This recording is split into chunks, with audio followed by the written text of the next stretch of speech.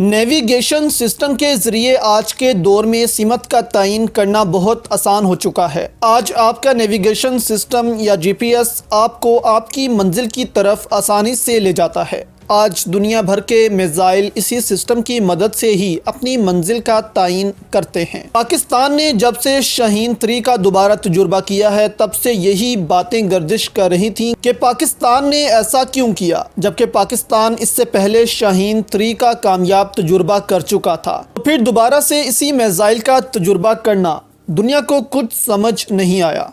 لیکن اب اس پہیلی کو بھی سلجھا لیا گیا ہے۔ پہلے آپ کو بتاتے چلیں کہ پاکستان شروع سے جی پی ایس یعنی گلوبل پوزیشننگ سسٹم کو استعمال کر رہا تھا، جو کہ امریکہ کا ایک نیویگیشن سسٹم ہے، لیکن پاکستان اب چائنا کے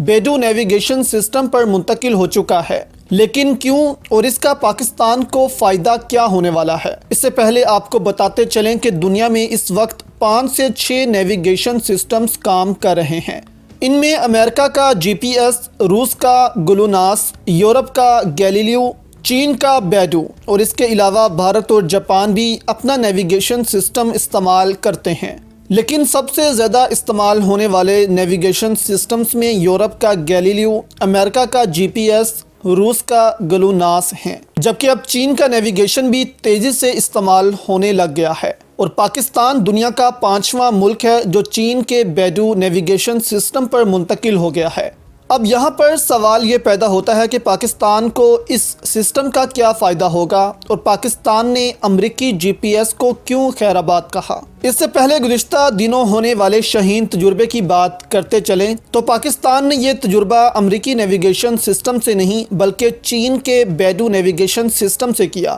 کیونکہ پاک فوج اس سسٹم کو ٹیسٹ کرنا چاہتی تھی کہ آیا یہ جی پی ایس کا ایکوریسی میں مقابلہ کر سکتا ہے یا نہیں۔ اسی وجہ سے شاہین 3 کا دوبارہ تجربہ کیا گیا اور میزائل نے اپنی منزل پر پہنچ کر ہٹ کیا،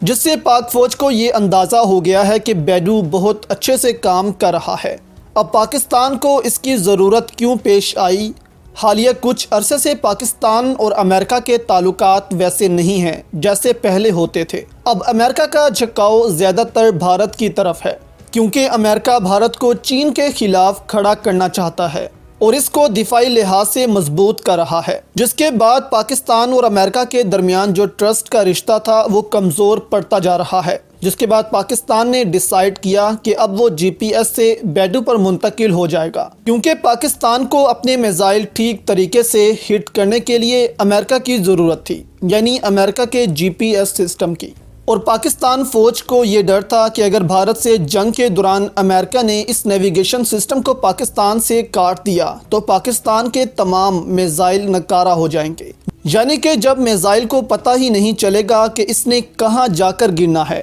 کیونکہ اس کو کوئی نیویگیٹ نہیں کر رہا ہوگا، تو اس میزائل کا پاکستان کو کیا فائدہ ہوگا؟ اسی لیے پاکستان نے سمجھداری دکھاتے ہوئے چین کا بیڈو استعمال کرنا شروع کر دیا ہے، کیونکہ چین ایسا ملک ہے جس پر پاکستان آنکھیں بند کر کے بھی اعتبار کر سکتا ہے، جبکہ کہا جا رہا ہے کہ آنے والے دنوں میں ترکی بھی اس پر منتقل ہو سکتا ہے، کیونکہ اس وقت ترکی بھی امریکی جی پی ایس سسٹم استعمال کر رہا ہے، جبکہ اپنی فضائیہ کے لیے ترکی نے اپنا خود کا نیویگیشن سسٹم بھی متعارف کروایا ہے، کیونکہ ترکی کو بھی امریکہ پر بھروسہ نہیں ہے۔ پاکستان نے جب شاہین 3 کا تجربہ کیا تو دشمن کی ٹانگیں کانپنا شروع ہو گئی تھیں،